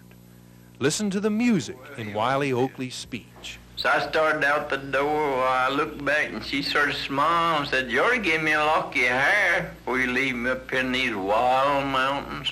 So what made me a little madder. We have the richest American dialect there is. Appalachian English flows and rolls. It's melodic. It's rhythmic. Well, no, it ain't true. It's just some jokes that we always would tell, you know, who was around them old grocery stores, sitting by the stove, you know. Then another thing... It is a dialect for storytellers, and it lives only in the sound of spoken words. Our storytellers are changing, and so is the sound. Today, mountain speech faces its greatest threat. It changes for sure. Dan Rattle reporting. You've got time. Is that a new hat? Change their lives forever. The same sources say no other officers are implicated. That's all we had.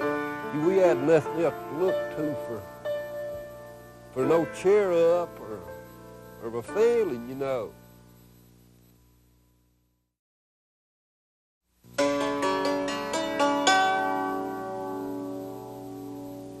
They're moving up the Tennessee Valley. In a few years, they'll be all over East Tennessee.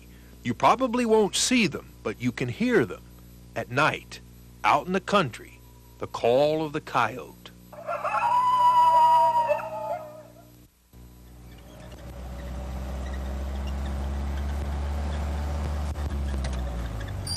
Roscoe, how long have the coyotes been in this country? Well, the first thing I know of was caught was about 10 years ago. We first met him trapping, then again fishing. Roscoe Stinnett is a Heartlander from way back. We knew if we wanted to get on the trail of a coyote, we needed a man like Roscoe. Well, I get on a high place and look off, because, you know, if you get up on that mountain, you can see every bit of movement is down here. That's where them old coyotes right now is. They're up here on this mountain. You can see up there. They're up there laughing at us right now. You think they are? Why, they know we're here. Most people have never seen them. They won't. They won't never see them. You wouldn't, if you didn't know we were with somebody here, you wouldn't know that was a coyote being right there.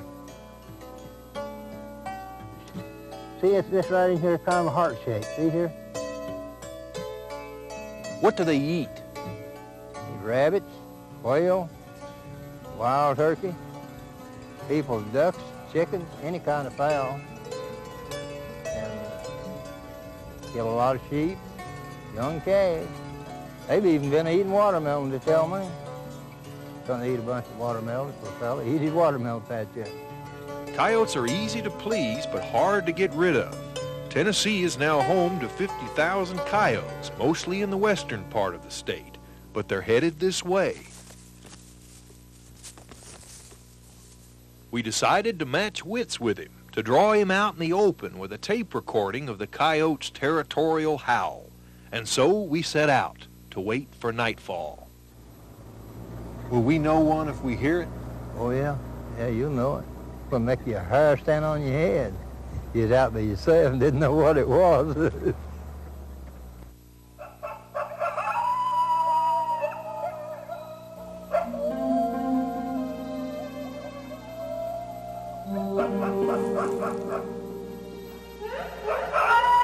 Here? What's the tape? Oh.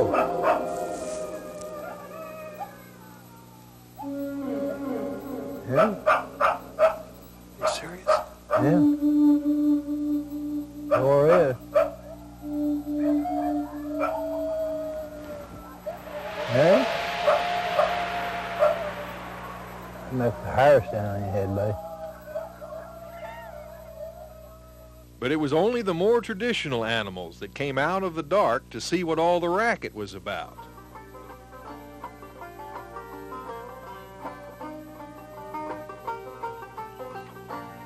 But the Tennessee Wildlife Resources Agency says they're here, and they gave us this footage to prove it.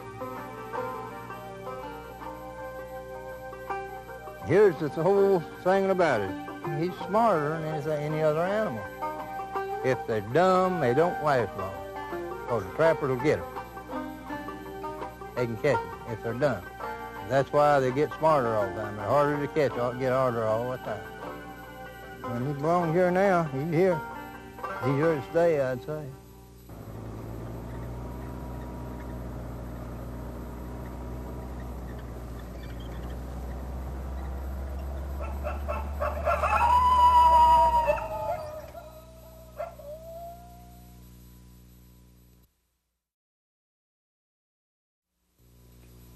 From the moment the sun comes up over Beech Mountain or the lonely ground to the north, you can hear him. Ray Hicks is a yarn spinner with a singular way of talking. I know I'm odd. And I ain't been trained, that's just the way I learned to talk. It's my grandfather's no doubt where I've got back to. He can make a tale himself. From his grandfather, Ray Hicks has inherited one of the oldest mountain dialects in the country. His people were Scots-Irish. They were storytellers, and Ray echoes their sound. Well, I was coming out there as a dating a girl, a walking to that area light, or anything. I was feeling my way. But his people were also farmers. From them, Ray not only inherited a way of speaking, but a way of thinking and feeling, a passion for the good earth. Now, the way people used to work is hard of the summertime and clearing new ground in the spring. But when winter come, they'd get the rest and they'd get fat, eating that dried fruit and all that stuff that they dry. But now they'd fall off of working hard and having to grub all that and hoe with a hoe and dig their ground up. Didn't have nothing to plow with. And that's why they cleared all this ground up. I hope clear the last new grounds. Why they cleared so many new grounds is because they had nothing to plow with. The new ground, you just plant it. Dig holes and lay it off with a hoe and plant it.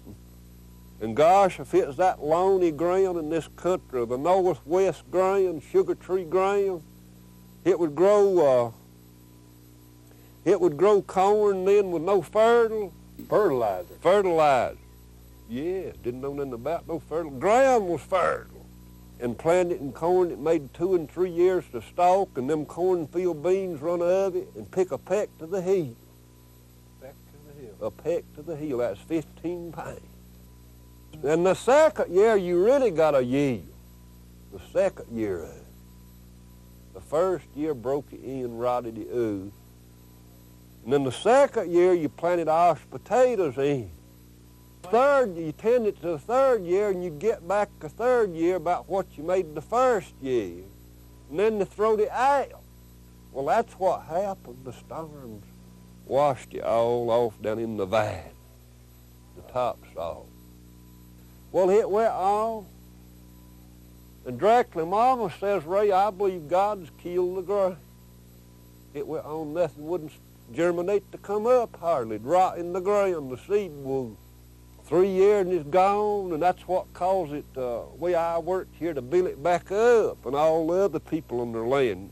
That piece of ground right out there, it wouldn't sprout a pea. They thought ground was all you needed, just call it dirt.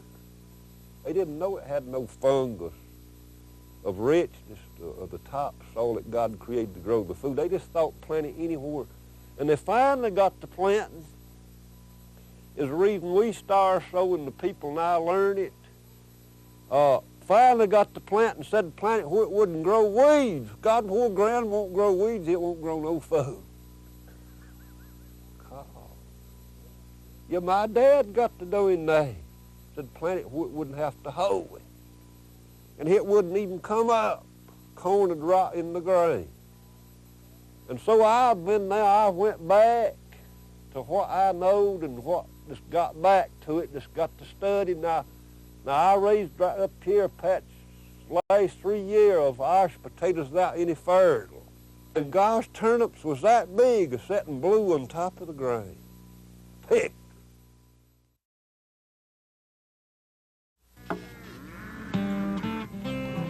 Every day begins in darkness here. He's seen every sunrise in the last 37 years. It's a little after 4 in the morning, and Mac Pate is at work, rounding up the cows for milking on his Greenback dairy farm. Hey, out here. Hey, let's go.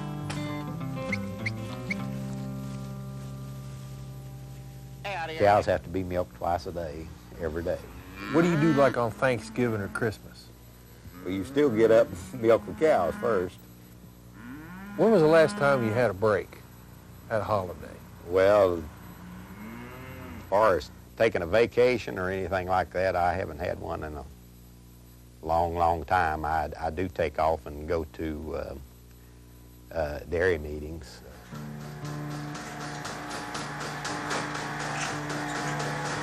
Automated milking and refrigeration have advanced dairy farming well into the 20th century, but it hasn't changed a way of life. Mac puts in as many hours as his father did, for technology has yet to reinvent the schedule of a cow and all the work it takes to keep them well-fed and content. Normally, I'll go to the house 6, 7 o'clock. And of course, in the summer months when you're putting up hay and harvesting grain and that sort of thing, might be 8 or 9 or 10 o'clock.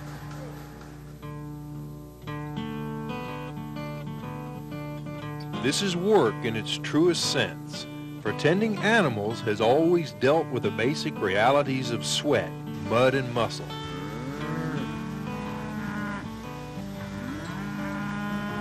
But as Mac Pate will tell you, not everyone is cut out for it. Do you have any children? I have one son. He has his PhD in music and is a college professor now. But Mac has plenty of company down on the farm. The milk cows are constantly giving birth, and there's no better place for the cats he welcomes here. At one point, we're covered up in rats, but the cats have eliminated them. How many do you have? Oh, I guess there's close to 50. But his closest friend is named Sam.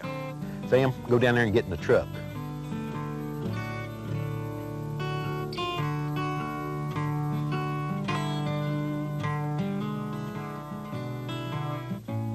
For the dairy farmer, each day is a continuous series of chores, the list changing only with the seasons.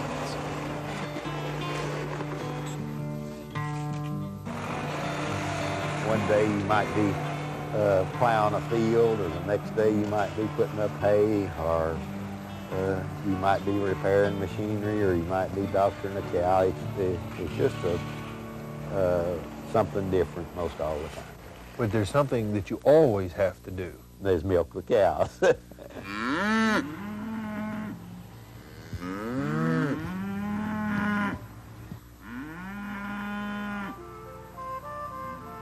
But Mac Pate is lucky. He likes his way of living just the way it is.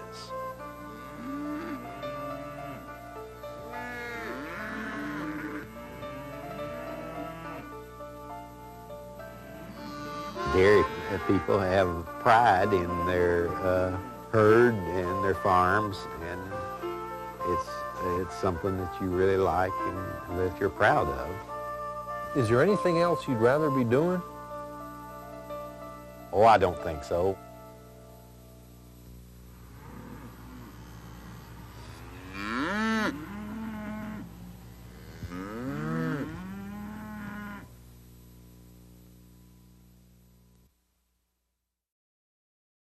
This is Mutton Hollow in Jefferson County, where many homes are fragrant with the smell of a Christmas tradition. One look and you'll know how it got its name, and Maud Lindsay will teach us how to make it, an old-fashioned stack cake. Stack cakes have been around for a long time, and the recipe I have has been handed down generation to generation. In the mountains, it's called a fruitcake, although the fruit is mostly apples. The recipe is simple, but the process is as slow as Christmas, the only time of year most people have a chance to make a stack cake. Oh, our apples are cooking good. They're getting back to their normal size before they were dried. Okay, let me check the recipe and see what's next. Bring on the baking soda, the baking powder, Baking powder, 1 cup of white sugar, salt, salt, white sugar, right there. 2 eggs, White sugar, 2 eggs, 1/2 cup butter, 2 eggs, 2 eggs, spoon, spoon, 2 spoons, 2 spoons, 2 spoons, 2 spoons,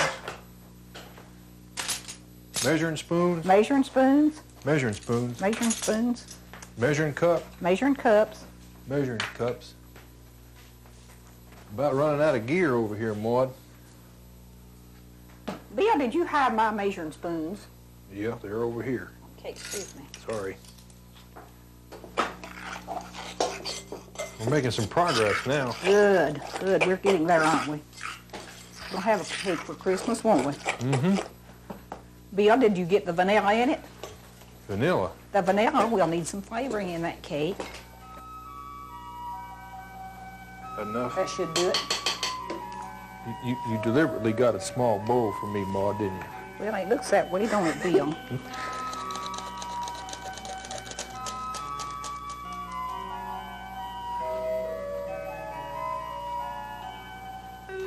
Okay, Bill, pass the pans over here, and we're ready to put it in the pans. 3 pans? 3 pans. This- Try your luck on one, Bill.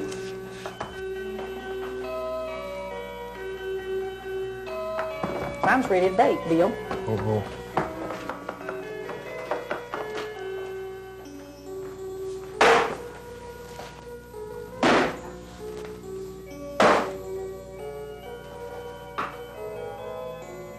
Okay, Bill, you sing this one. Be careful, don't burn yourself. It's hot. You got an extra one.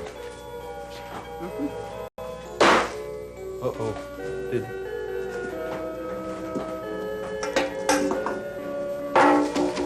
Dang, that hurt. Making a stacked cake's kind of an endurance test, isn't it? So.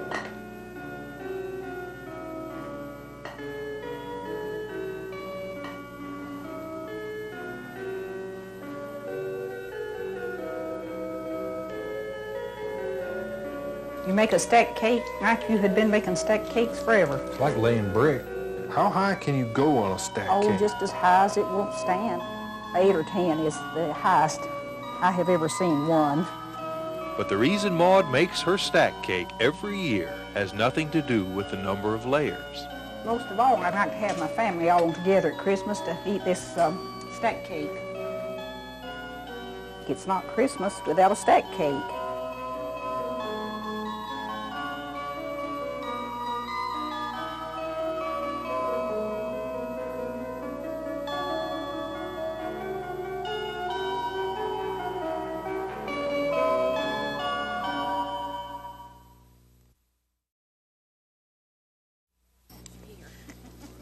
You start at hog killing time when it's clear and cold, really cold. You put up your hams and bacon and sausage, and you're left with this, the fat. At one time, it may have been more valuable than the meat because it was not only used to cook just about everything, hog fat was used to make what no close family could do without for very long, homemade soap. Did you see your mama make this? Many times. My mother and my aunt over a kettle just like this in the winter months, making soap. Same process we're using. Tim Beats may have the memories, but it's his wife Linda who's learned the process. Ready? It's a process that begins with the making of lye. Water is added to hardwood ashes. Linda says hickory's the best. Come on back toward the front. What trickles out at the bottom is lye. It will be added to the hog fat once it's rendered down into lard. The combination of the lye with the lard makes soap. Rendering the fat gives us a fringe benefit of soap making, cracklins. They'll end up in crackling cornbread before the day's through. Is there anything you can't use out of that pig? Well, old timers say the only thing you can't use out of a hog is a squeal. Just about everything else is usable. Well, they just about had to use everything back then. You know, there wasn't a grocery store down the road to go buy you a bar of soap. Or, you know, if you wanted to fry chicken, you had your lard.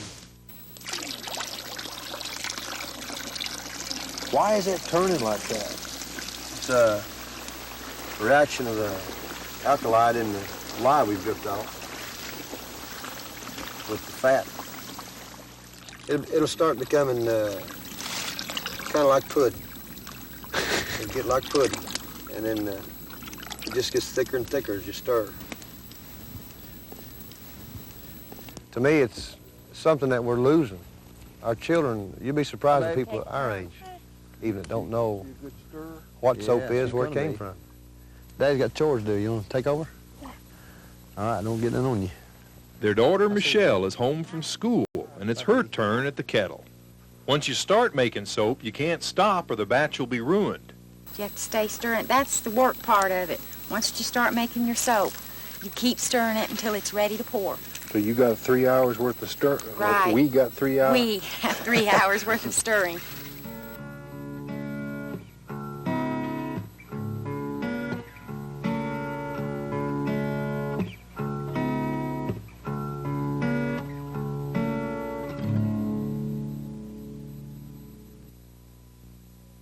Well, when it gets to pudding stage, and what we call pouring it, that's where I'll dip it out of the kettle into this wooden mold.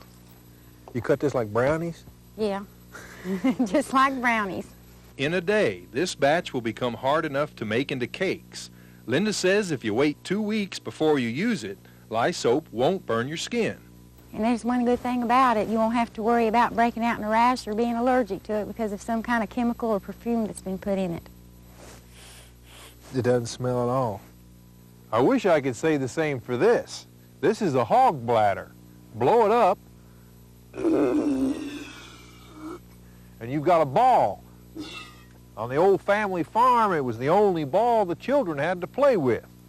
It's proof that nothing on that hog was wasted, and it really makes you appreciate a good bar of homemade soap.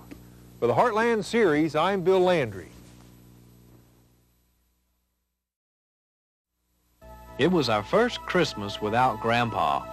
We'd all missed him, Joey most of all, because they'd spent the summer fishing together and gotten very close. And now with Grandpa gone, I knew that this Christmas would be hard on my little brother, so I decided to look after him. The day before Christmas, he caught the biggest fish of his life. He was so happy and proud that maybe this Christmas wouldn't be so bad after all. Look, Mom, I caught a fish and I want to give it to Grandpa. That poor little guy was worse off than I thought. Joey, you know your grandpa's not here anymore. You know he's dead. Well, I want to give it to him anyway. I know you miss him, Joey. So do I. But he's gone. Do you understand?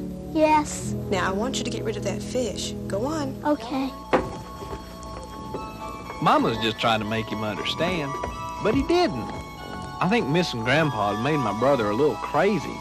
Made him deaf, too, because not 5 minutes later, he was in the house with that old slimy fish. I guess he figured folks lost their sense of smell during the holidays and we'd never notice. Joey, that better not be that fish I smell. Christmas Eve was the worst day of the year to be bad. He'd be trading in that fish for a lump of coal before long. What did I tell you? You're in big trouble, young man. Joey?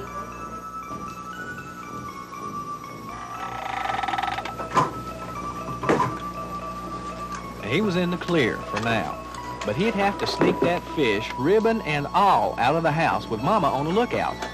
He just wasn't fast enough. Joey, supper's ready. Come sit down. What was happening in that boy's mind? He was taking his life in his hands, bringing that fish to Mama's table. Where you been, Joey? You just passing through, stranger, or are you staying? Take your coat off, boy. I smell that fish again. Joey, did you wash your hands? Yes. You smell that fish? I don't smell nothing but your good chicken. I thought I told you to take that coat off. I know I smell that fish. Those cats sure like you, Joey. Mama and Daddy were closing in, and so were the cats. And any minute it'd be all over Mama's kitchen floor. And then... Now what time is it? The teacher says that I have to go see the Christmas star. Christmas star? What's that boy talking about? It worked. He was out of the house before they knew what hit him. I followed him outside. He ran down to Grandpa's favorite place in the whole world, down by the old spring. But watching him, I had to swallow hard. There was a lot more to my crazy little brother than I'd ever figured. And I knew he'd be all right. He had been all along. Tomorrow was Christmas. Joey had forgotten all about the fish by Christmas morning, till Daddy went to fetch some water. You must have left this down by the spring. Joey thought he'd been caught for sure, but something magical had happened overnight. Look like this. Them look like the lures Grandpa used to make. Wow. Look, another one. They're brand new, like you just made them. Look. Wow. Where'd you get them? I think there's another one. Joey never questioned where those lures came from, and I'm not saying either. But on that Christmas, that little guy taught us an awful lot about living and dying and remembering the important people in our lives. It was his gift to us all, and he didn't even know it, because he just wanted to go fishing.